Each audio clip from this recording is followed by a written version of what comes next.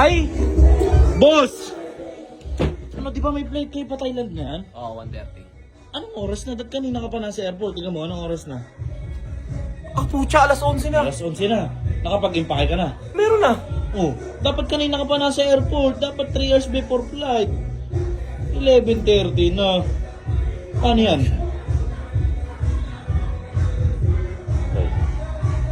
Hindi ba kaya to? Hindi kaya yan. Babiyahe pa tayo. Laguna to. Ah, pucha, mag-immigration pa pala, no? Oh, etas, nasa party ka pa ngayon. Paano yan? Kaya ba i-book yan? Book? Ayun ang di ko alam. Kung makakapag-book ka pa bukas. Baka sa ibang araw na yun. At ganito na pala karami ang miss call ni Jowo at maiiwan na ako ng eroplano. Kaya ito, tuluyan na tayong naiwan talaga. Aminado naman natin na kasalanan natin itong nangyari. Dahil nagkaroon tayo ng conflict. Pero syempre, hindi natin ito ginugusto. Kailangan na lang natin talagang tanggapin na mag-rebook tayo. Medyo masakit nga lang sa ulo mga katagumpay. Dahil ito ay umabot ng 14,000. Bukod pa syempre dito, yung gagamitin nating pamasahe sa private na sasakyan patungo sa Buriram. Ito ay 6,000 baht o nagkakahalaga sa peso na 11,000 pesos. So instant 25,000 pesos agad ang ating nasayang. At kung tatanungin nyo ako kung nalulungkot ako, syempre, kasi sobrang sayang yung 25k. Dahil sa kapabayaan natin, nangyari lahat ito. Pero, tinitake ko na lang to na aral sa akin para sa mga susunod ay hindi na ito maulit. 1:30 dapat ang lipad namin at ang kasunod na nitong flight ay 7:30. At nakita ko na nag-open na agad ng 3 for check-in baggage. Kailangan ko palang makapunta ng gate before 7:30.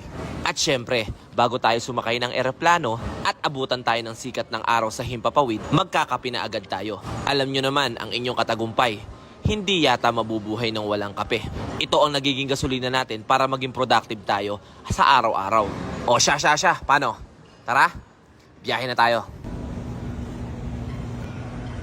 So siguro nagtataka kayo, bakit ba tayo pupunta ng Thailand? Support natin guys ang Team Philippines, ang 4S1M or Red Speed. Okay, Team Red Speed. So, ayun lang. Nauna sila Boss M doon, sila Jowo, lahat ng yung quadros, sila Pacboy, nauna sila doon.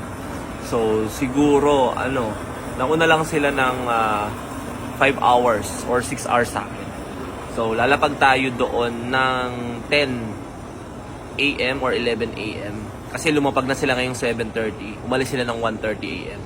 Kasama nila dapat tayo. So, ang lipad ng eroplano ko ngayon ay, ayan, makikita nyo, 7:30.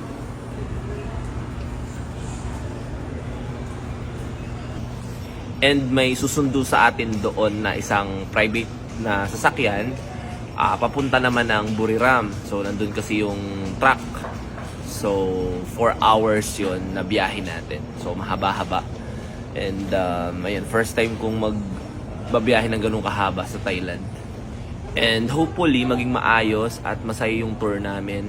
May mga bago na naman kayo mapapanood sa mga page namin. So, abang-abang lang kayo, ha? At pwede kayo mag-comment dyan sa baba kung ano yung mga food or lugar na gusto nyong i-vlog natin. Diba? So, ayun. More on kung magkano yung mga ganung pagkain. Ganun lang naman yung i-vlog natin dyan. Yung mga followers tayo dito, papuntang Japan. Oh. Ingat mga sir, salamat ha. Ingat.